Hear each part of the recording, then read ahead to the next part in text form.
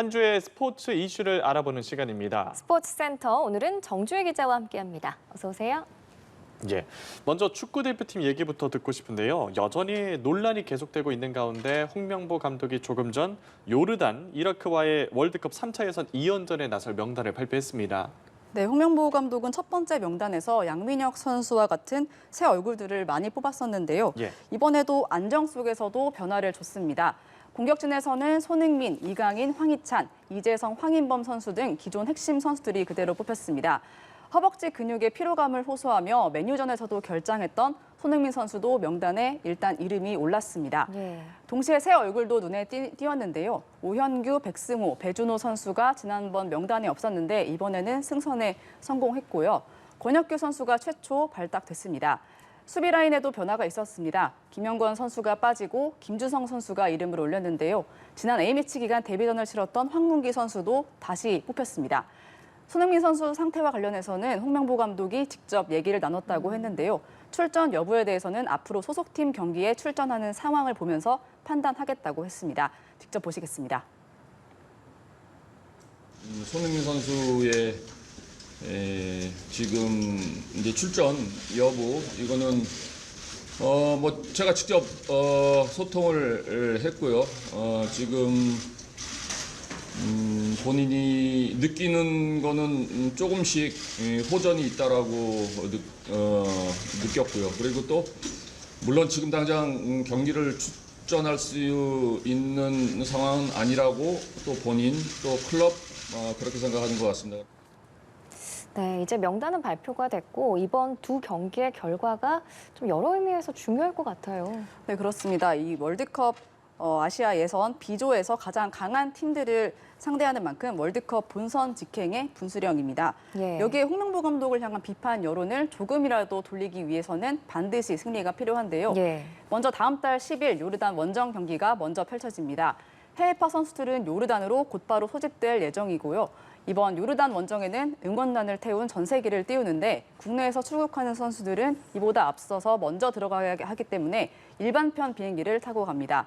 그리고 요르단전이 끝나면 선수단도 다 같이 전세기를 타고 국내로 들어와서 10월 15일 용인 미르 스타디움에서 이라크를 상대로 홈 경기를 치르게 됩니다. 예, 요르단 이라크전에 앞서서 문체부가 홍명보 감독 선임 과정에 대한 감사 결과를 먼저 발표를 하는데 선수들도 지금 이런 부분 일련의 과정들이 좀 신경이 쓰이는 걸로 알고 있거든요. 축구 네. 대표팀 좀 성적에 영향을 미치지는 않을까 우려가 돼요. 네, 그렇습니다. 문체부가 2달 정도 축구협회에 대한 감사를 벌여왔는데요. 예. 모레 오전 10시 중간 결과를 발표합니다. 지난해 축구인 기습 3연부터 클린스만 전 감독 선임부터 경질까지의 과정, 그리고 이번 홍명보 감독 선임 과정에 대한 감사 결과를 발표할 예정인데요. 예. 이 문체부 승인 없이 615억 원의 마이너스 통장을 개설한 점 등 그 외 문제에 대한 감사는 이번 달에 다시 결과를 내놓을 계획입니다.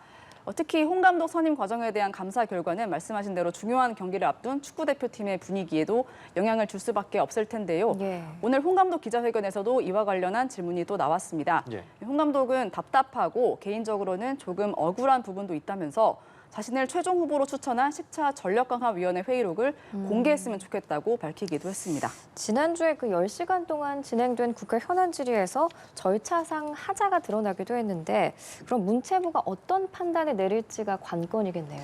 네, 그렇습니다. 저희가 취재한 내용과 국회 현안 질의 등을 토대로 전체적으로 다시 정리를 해보면요. 예. 전력강화위원회 1차부터 10차 회의록까지 전체를 읽어본 국회 관계자들이나 기자들은 처음부터 국내 감독이나 홍명보 감독으로 내정하고 몰아갔다거나 물론 홍 감독의 이름을 언급하는 위원은 있었지만 이 내정하고 몰아가는 분위기는 아니었다는 것을 알 수 있습니다. 네. 예. 그리고 회의록을 보면 전체적인 방향성은 한편에서는 선수단 분위기를 고려했을 때 국내 감독이 해야 한다는 의견들이 나오고 또 다른 한편에서는 전술적인 면에서 외국인 감독을 해야 한다는 주장을 펼치는 그런 양상이었는데요. 홍 감독은 오히려 초반에 이름이 올랐다가 이 K리그 팬들이 크게 반발하면서 언급이 줄어들게 됩니다. 그러다가 1순위인 제시 마치 감독과 국내 거주 문제와 이 세금 문제로 금액이 안 맞아서 협상이 결렬되고 2순위 카사스 감독과도 현 소속팀과의 계약 문제가 해결되지 않아서 결렬이 되는데요. 이후에 다시 원점에서 감독 후보들을 리스트업을 할 때 홍명보 감독이 후보에 오르고 최종 3인 후보에까지 포함이 되게 됩니다. 그리고 20차 회의 이후에 정혜성 위원장이 최종 후보 3인인 홍명보, 포엣, 박은호 감독 중에서 홍명보 감독을 최종 후보로 추천을 합니다. 여기서 선임이 됐으면 절차상의 문제는 없는데요. 예. 그러나 이후에 정혜성 위원장이 사임을 하면서 문제가 발생이 됩니다. 첫 번째, 이임생 기술이사가 권한을 이임받는 과정에서 이사회 결의가 없었기 때문에 정관상 겸직 위반이 됐습니다. 예. 그리고 두 번째, 이 이사가 투명한 절차로 선임 작업을 이어가기로 동의를 받은 11차 회의도 전강위원들의 사퇴로 인해 정족수가 충족이 되지 않았습니다. 예, 조금 더 살펴봐야 할 것 같은데 문체부가 회의록뿐만 아니라 축구협회의 자료를 모두 들여다본 걸로 밝혀졌거든요. 이 과정에서 새롭게 드러난 문제는 없었을까요? 네, 이 문체부가 감사 결과에 대해서 이제 말을 아끼고 있어서 새로운 문제가 드러났는지 구체적으로 알려진 건 없는데요. 예. 네, 문체부는 절차상 하자가 얼마나 중대한 것인지에 따라 조치도 달라질 것이라고 했습니다. 다만 감독 거취에 대한 결정은 결국 축구협회가 하는 것이라는 입장인데요.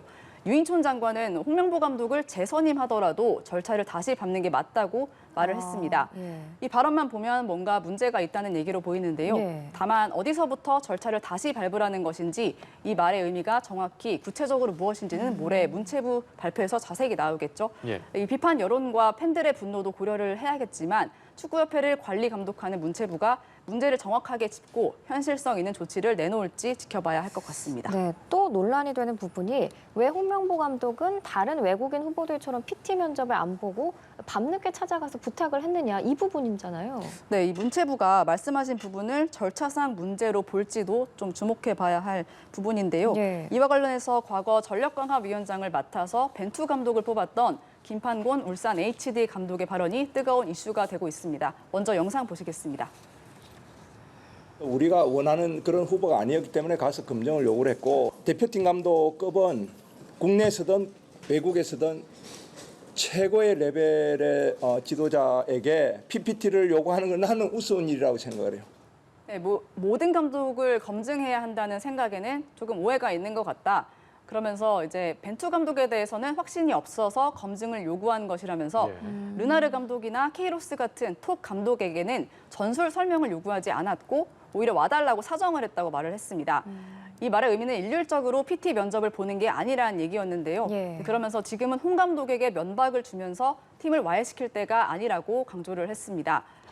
정광희가 개선돼야 하는 것도 사실인데요. 예. 홍명보 감독 선임을 의결한 이사회의 결과를 보면 전광희 선임이 개선됐으면 좋겠다는 의견이 나오기도 합니다.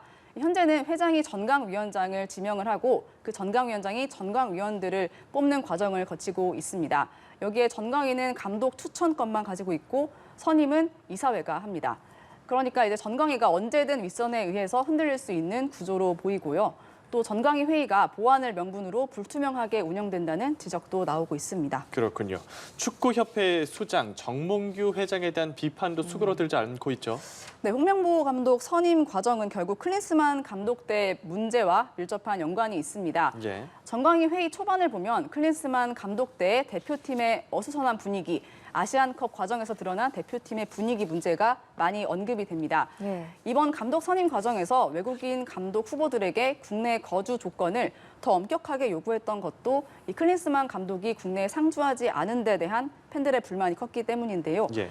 그러나 이 클린스만 감독 선임에 깊게 관여한 것으로 알려진 정몽규 회장은 클린스만 감독 경질 이후 어떠한 책임도 지지 않았습니다. 예. 결국 그 상태로 후임 감독 선임이 진행이 된 거고요.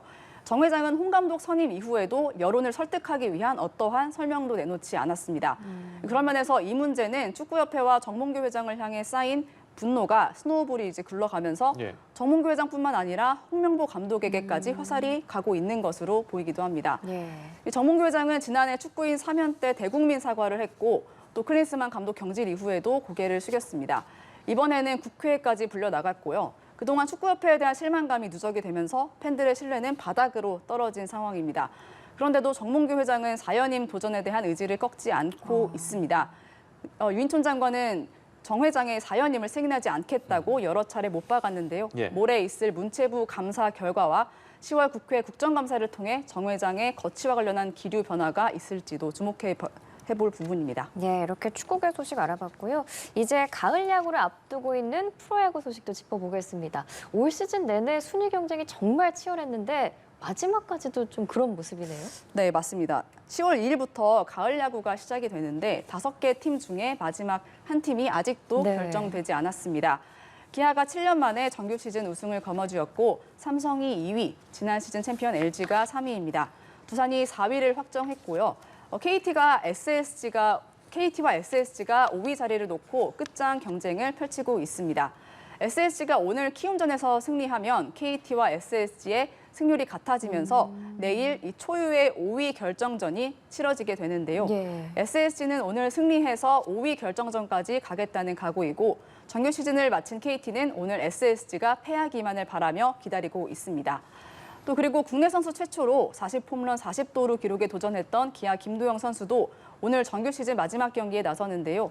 홈런 2개를 몰아쳐야 이 대기록 달성이 가능한 상황입니다. 예, 오늘 SSG와 KT의 경기 정말 재밌을 것 같습니다. 네. 여기까지 들어보겠습니다. 정주희 기자와 스포츠센터 함께했습니다. 고맙습니다. 고맙습니다.